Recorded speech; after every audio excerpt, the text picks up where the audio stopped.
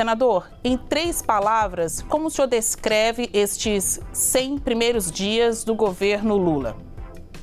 Não começou. Atabalhoado, confuso, sem agenda. O governo não começou. Senador Randolfo Rodrigues, líder do governo no Congresso Nacional, como o senhor descreve em 3 palavras este início de governo Lula? Terminou o tempo da tristeza e o tempo do caos. O país está sendo reconstruído. Bom, vamos falar sobre os 100 dias. Até aqui o governo anunciou alguns programas que são antigos, essa reativação da pauta social. No campo da economia tem batido cabeça aí com o Banco Central sobre a taxa de juros. Finalmente a gente conheceu o novo pacote do arcabouço fiscal, a nova regra fiscal que ainda vai ser apresentada de fato, mas o governo anunciou o que tem ali de pontos principais nessa nova âncora fiscal. Olhando para os 100 dias de governo que aconteceu até aqui, como que o Congresso deve tocar para frente as pautas do governo sobre votação das medidas provisórias, sobre aprovação da reforma tributária e do próprio marco fiscal? Senador Marinho. Olha, nós estamos aguardando aí os projetos que o governo deverá enviar para o Congresso Nacional, né? Nós temos primeiro um impasse que precisa ser resolvido sobre a tramitação das medidas provisórias, que é uma ação ou um assunto que afeta as 2 casas legislativas, mas o fato é que nós não recebemos ainda uma sinalização do governo de que forma essa agenda que ele quer implementar vai ser materializada através de projetos de lei. O único projeto que foi anunciado, né, fruto inclusive de uma conversa que tivemos com o ministro Haddad na semana passada, foi o arcabouço fiscal. Essa conversa foi uma exposição de 10 a 15 minutos do ministro, respondeu perguntas dos senadores e em seguida foi disponibilizado um PowerPoint que eu particularmente só tive acesso após a reunião com o ministro. Nós não temos ainda o projeto, não conhecemos o seu detalhamento, mas é preocupante, né, esse início, porque o ministro projeta um aumento de gastos, de investimentos em função do crescimento da receita na proporção de 70%, mas a partir de uma base que foi inflada no ano passado. É sempre bom lembrar que houve a PEC da transição, 200 bilhões de reais foram acrescidos ao orçamento, dos quais 145 bilhões foram excepcionalizados pelo teto, e há um percentual aí em torno de 70 a 75 bilhões de reais para investimento. Então nós estamos aguardando aí que haja uma preocupação do governo com a qualidade do gasto público, com a melhoria da ação do Estado, a eficiência do Estado. Não se fala mais em reforma administrativa, por exemplo, né, na necessidade de melhorarmos o atendimento à população, melhorarmos a eficiência e a produtividade do governo, e isso certamente vai continuar a pressionar a dívida pública no sentido ascendente, o que vai dificultar qualquer queda de juros e, por via de consequência, crescimento econômico no médio prazo. Basília, e assim, cumprimentando também meu colega de oposição, o senador Rogério Marinho, é importante só destacar uma coisa. Essa taxa de 13,75%, a maior da história, não veio de janeiro para cá, não. Foi herdada por nós do governo anterior. Nós herdamos a inflação em alta por conta do descontrole de gastos exatamente do governo anterior? Ou será que todo mundo esquece que usaram quase 400 bilhões de reais para comprar a eleição? E sem sucesso, não conseguiram. Houve o maior esquema de compra de votos que tem sentido na história, desde a nossa independência. Foi instituído no governo passado. Se teve um descontrole das contas públicas para o gasto, foi a partir de janeiro, fevereiro do ano passado, com as medidas que foram utilizadas só do ponto de vista eleitoreiro. Isso levou ao crescimento da inflação e levou a essa taxa de juros de 13,75% que nós estamos herdando. Nós inauguramos desde 1º de janeiro um conjunto de ações para reconstruir o país. Basília, faziam campanha contra a vacinação nesse país. A vacinação voltou. Basília, nesse país não tinha programa social para os mais pobres, 3 milhões. O Bolsa Família voltou. O salário mínimo voltou a ter aumento real, o que não tinha há 4 anos. O Minha Casa Minha Vida, um programa de habitação consistente, vai atender até o final desse governo 2 milhões de brasileiros. 25 mil médicos estão sendo contratados para atender as comunidades que mais precisam, em um programa que havia sido desestruturado nos últimos 4 anos. A tabela do imposto de renda voltou a ser corrigida, beneficiando 13,6 milhões de brasileiros, o que não era há 4 anos. É importante dizer para que foi a PEC da transição, porque este governo começou quando o outro governo, na prática, deixou de governar. Aliás, governou pouco, era muito especializado em motociata, em fake news. Governar era algo que eles não estavam muito acostumados. E desde o dia 30 de outubro do ano passado se dedicaram somente a tentar dar golpe de Estado. Fracassaram. E nós, na prática, tivemos que aprovar uma PEC da transição para começar essas medidas de reconstrução. Essas medidas agora têm que ser aprovadas pelo Parlamento. O ministro Fernando Haddad, como foi muito bem dito pelo meu colega de oposição, esteve na Câmara e no Senado essa semana. Fez a apresentação do que vai ser o novo arcabouço fiscal, a nova âncora fiscal. E eu não acredito que meus colegas de oposição vão votar contra. Porque, veja, eles vão de convir comigo que responsabilidade fiscal não é um princípio de direita, nem de esquerda, nem de centro. É um princípio do Estado brasileiro. Então, até em coerência ao discurso, eu quero contar e contarei com o voto favorável deles para a nova âncora fiscal que está sendo apresentada. Brasília, me permita, eu preciso fazer algumas considerações a respeito do que falou há pouco, entendendo a condição do debate, o não ilustre líder do governo. O senador Randolfo, ele vai entender que eu preciso fazer algumas pontuações. O senador Randolfo começa dizendo que a taxa de 13,75 herdada é a maior da história. Eu convido o senador a estudar a história econômica do país. O presidente Lula, no primeiro mandato, inclusive quando chegou ao governo, através do ministro Meirelles, aumentou a taxa de juros para mais de 26% ao ano. E antes disso, senador Randolfo, essa taxa de juros, na época do descontrole, do gasto excessivo e irresponsável que o governo de Vossa Excelência pretende implementar, chegou a 46% ao ano. E na época, nos anos 80 e 90, a hiperinflação, nós tivemos a inflação de quase 90%, 80% ao mês, com essas teorias de emitir dinheiro sem lastro, que voltam hoje a permear os corredores do governo federal, infelizmente. Quando se fala dessa questão do arcabouço fiscal e da responsabilidade fiscal, Brasília, me desculpe, mas é um assunto tão importante que é importante pontuar o que está acontecendo com o país. No ano passado, a tal da PEC da transição cresceu, como falei, 200 bilhões de reais a mais. O senador Rodolfo disse que houve um gasto de 400 bilhões para ganhar a eleição. Então vamos aos fatos. Quando, em 2019, o governo foi iniciado pelo presidente Bolsonaro, nós tínhamos uma relação dívida-PIB de 75,3%.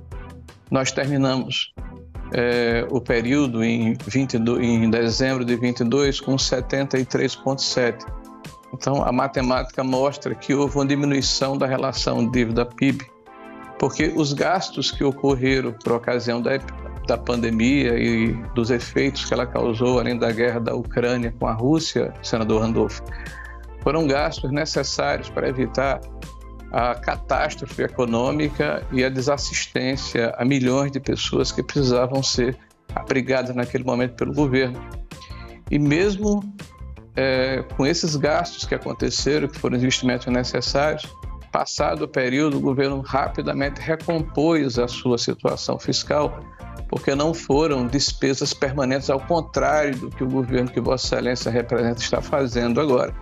Os 145 bilhões, por exemplo, eles estão acrescidos de forma permanente no nosso orçamento.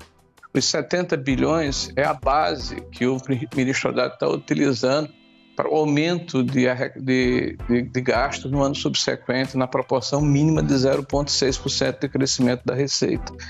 Então é evidente que os juros não vão baixar com jactância, com grito, com murro na mesa, com golpe de caneta. porque há uma responsabilidade que deve ser levada em consideração pela autoridade monetária.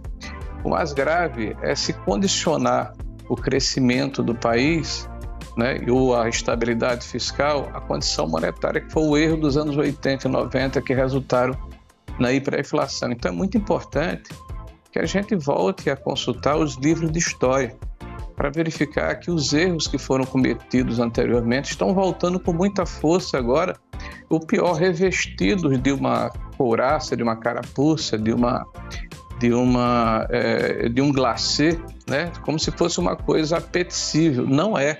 É repetir os mesmos erros, com os mesmos personagens, e esperar resultados diferentes é sintoma de psicopatia. Então eu recomendo que o governo tenha muito cuidado, porque nós não fazemos oposição ao país. O projeto que vai ser apresentado, espero eu, após a Páscoa, de arcabouço fiscal, por exemplo, vai merecer da nossa parte toda a atenção. Nós vamos debruçar sobre ele, nós vamos tentar melhorar o projeto. Agora, nós não vamos afundar o país, não vai ser com a nossa digital que o Brasil vai naufragar. Essa é uma preocupação que nós temos. E os primeiros 100 dias do presidente Lula mostram esse tipo de desacerto. É o ministro da Previdência dizendo que não há déficit da Previdência, né? É o fim dos vistos gratuitos para que as pessoas possam viajar para o país do Japão, dos Estados Unidos e de outros países que são emissores de turistas para o Brasil. É o ataque aos marcos, como o marco do saneamento, como o marco das ferrovias. Enfim, nós estamos aí com muita dificuldade de entender o que é que esse governo quer. Aliás, até por decreto, né, se ataca a Constituição, como é o caso dos precatórios, deixando um mico de mais de 40 bilhões de reais na mão de quem acreditou no Estado brasileiro. Esperamos que o governo melhore nos próximos dias, porque nós todos estamos embarcados no mesmo avião. Senador Marinho, teve acerto? Olha, nesse momento, desculpe, eu não consigo verificar acerto, porque todo dia nós temos um trabalho diferente de nos posicionarmos em função das ações desencontradas que esse governo tem tomado. Eu acho que o grande acerto, e o governo deve fazer isso, né, é começar a trabalhar, a esquecer o presidente Bolsonaro, a virar a página e tratar do Brasil, de administrar o Brasil. Nós faremos a nossa parte, uma oposição vigilante, construtiva, né, sem fazer oposição ao país, não tenha dúvida nenhuma. Bom, primeiro só uma consideração, como historiador eu sou, uma rápida consideração em relação ao comentário do meu colega. Em primeiro lugar, tem uma categoria na história chamada anacronismo. Anacronismo é fazer análise de situações do passado com as categorias do presente.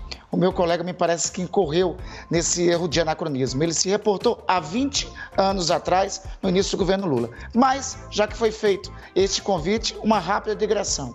O presidente Lula herdou daquela vez também uma altíssima taxa de juros e o Brasil em uma crise de crescimento econômico. O presidente Lula deixou em 2010 o país crescendo a 7%, os juros estáveis e o Brasil de volta entre as grandes economias do planeta. Foi este o cenário, foi este o país que o governo do presidente Lula recebeu e deixou 10 anos, e recebeu e deixou 8 anos após. Além disso, em relação à taxa de juros, bom, vocês viram ainda há pouco a pesquisa Datafolha. A pesquisa Datafolha aponta que 80% dos brasileiros aprovam o presidente da República está debatendo publicamente a taxa de juros. Aliás, eu acho melhor termos um presidente da República que debate a taxa de juros do que ter um presidente da República que recomenda cloroquina em época de pandemia. Eu acho melhor termos um presidente da República que debate a taxa de juros do que um presidente da República que diz que durante a pandemia as pessoas não devem usar máscaras. É este tipo de salto civilizatório que nós estamos tendo. Eu até entendo, eu quero ter com meu colega Rogério Marinho uma relação de líder de governo e líder de oposição, uma relação realmente, do ponto de vista dele, de colaboração.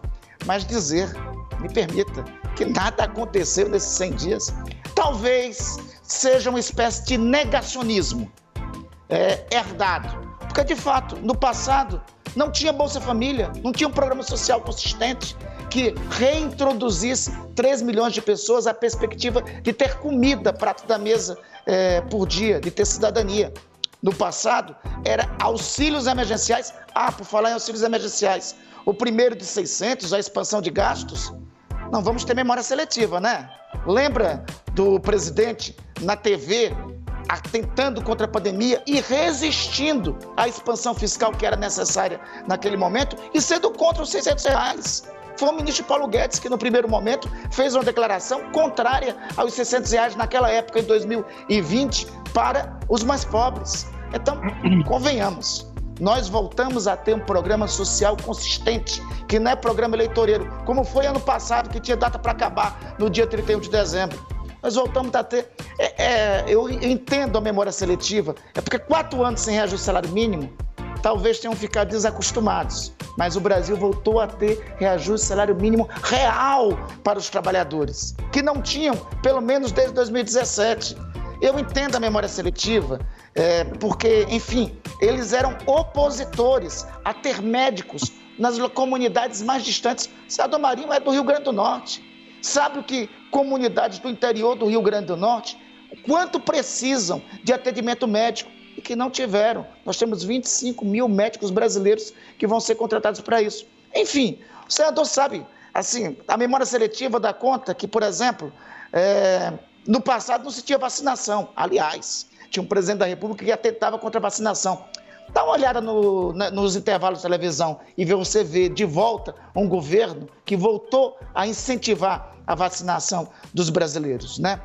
Em relação aos precatórios, eu quero lembrar, me parece que não foi do ministro Haddad a frase "está vindo um cometa na nossa direção", se referindo aos precatórios. Me parece que essa frase foi do ministro Paulo Guedes.